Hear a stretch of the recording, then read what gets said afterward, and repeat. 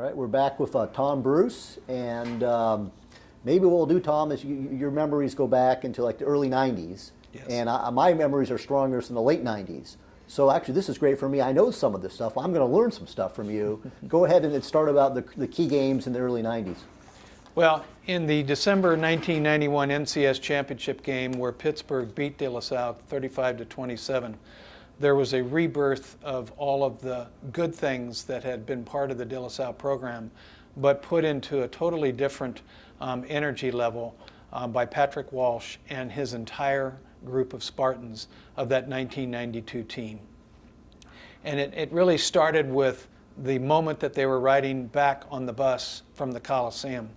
And I think if those of you who have read about De La Salle history will know a lot of how Patrick proceeded through that summer and up to the first game. One of the most significant things that happened is during some summer conditioning, 4 players, or maybe it was 3, I'm not certain about the number, were simply not giving their all. And what Patrick picked up on was this was something that needed to be expunged from the program. And so without even asking the coach, Patrick basically dismissed several players saying, you're not part of the team anymore. Now, I hope I've got all of the logistics of that and the descriptive terms correct, but what that set was a tone of Spartans that stuck together from that point on and set a legacy that has really proceeded through today. What occurred in the first game against Merced was a complete blowout of a very strong Merced team. In fact, as it is written, they didn't know what hit them. You can proceed through that year, and I've already mentioned in the first segment here about the 44-7 Pitt victory, De La Salle victory over Pittsburgh. I do remember when Patrick scored his last touchdown, his next to last touchdown, he ran into the end zone at the opposite end of the field from the school. And a player hit him late, and he left the field limping, not severely, but limping enough that I didn't know if I'd see him back. And sure enough, in the next sequence of offensive series, he was on the field and scored another touchdown. And I thought, this young man is driven.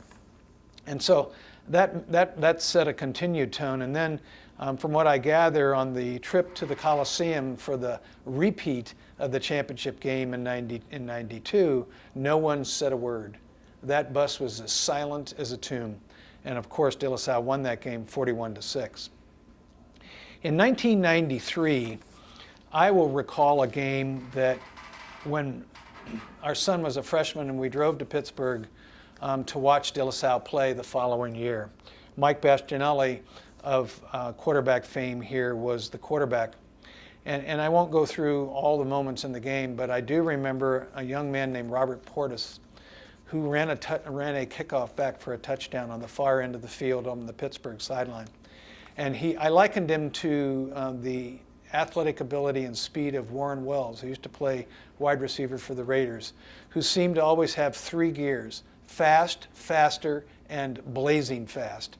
And that's what I saw in Robert Portis, that when the Pitt team, who had their own set of speed, began to catch him, he put it into another gear and outran them to the end zone.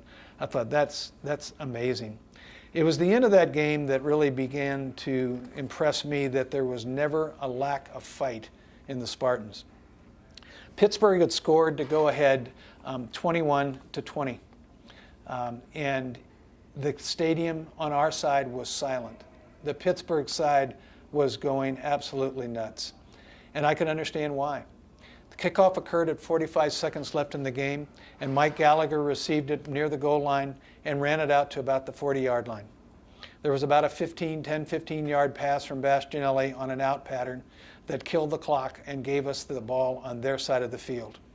Then, in the following and last play of the game, Bastianelli began to roll left. He was being chased by a host of Pittsburgh Pirates. And there's three patterns that are usually run in a De La Salle offensive passing scheme. There's an across the field by a wide receiver. There's a deep pattern, and then there's the tight end drag. And the tight end drags further out than the wide receiver that's running across the middle. Well, here was Nate Gelderman in his galloping Clydesdale style, don't get mad at me, Nate, running the drag across the field, and Bastianelli was about to get caught, went to an old-fashioned jump pass that you'd see years ago, threw it to Gelderman, who began to rumble towards the end zone. And he was not going to be stopped. He basically, and I don't mean to use bad terms here, squashed two poor defensive backs with stiff arms and ran into the end zone with about 11 seconds left on the clock. And De La Salle won that game 26-21. In 1993 also, there was a game with Pinole. Pinole and De La Salle were ranked 1 and 2. Pinole was undefeated and De La Salle was undefeated. And I thought, boy, this is going to be something to watch. And it was here at De La Salle, and De La Salle won 47-6. Someone asked Coach Erickson, I think it was Erickson of Pinole, are you upset with the score being run up? He said, no, it's my job to keep it under control, not the other coach. And I thought that was very classy. In 1994, I do recall a game against Antioch. We went to Antioch. They were very, very good that year, as we were. And when Antioch came onto the field, their leader had a big Antioch flag. And they ran around in a circle, and he planted it at midfield, and they all stared at our bench and our crowd. And I thought, well, this is going to be very interesting. We won that game 35-21. It was a rock'em sock'em affair, back and forth.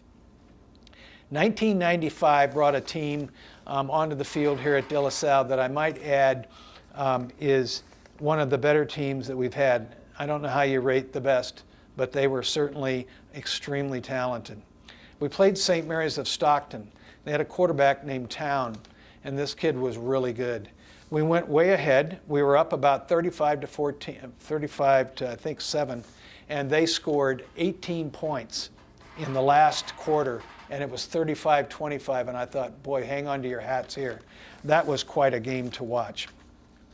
1996 came, and that was an interesting year. That team outscored on their special teams the opposing teams in 12 games from the line of scrimmage. That special teams group scored 52 points. Wow. And it was absolutely amazing. Great special team play, and a team that simply ground everybody into submission. Was that like on the leaders? Was that like Brown Davis and Allenbaugh? Yes. Yeah. Yes. They posted 6 shutouts that year, zeros, goose eggs, and it was deserved. They earned that. I forgot to mention one thing in 1995, and forgive me, because that is the game where De La Salle broke the California win streak record held by Ed Lloyd's Newman Cardinals. Cardinal Newman. Up Marin. Yep. Yeah. Up in Santa Rosa. Oh, Santa Rosa. It was 47 wins, and that year it went to 48 wins, and the final score was 41-6, De La Salle over Logan. And I might add that field down there that was bad then is worse now, and it's the same one. Okay. And it's quite a few years later. So that brings us to 1997, which I think is our next break. Absolutely. No, I appreciate that, Tom, and we'll be right back.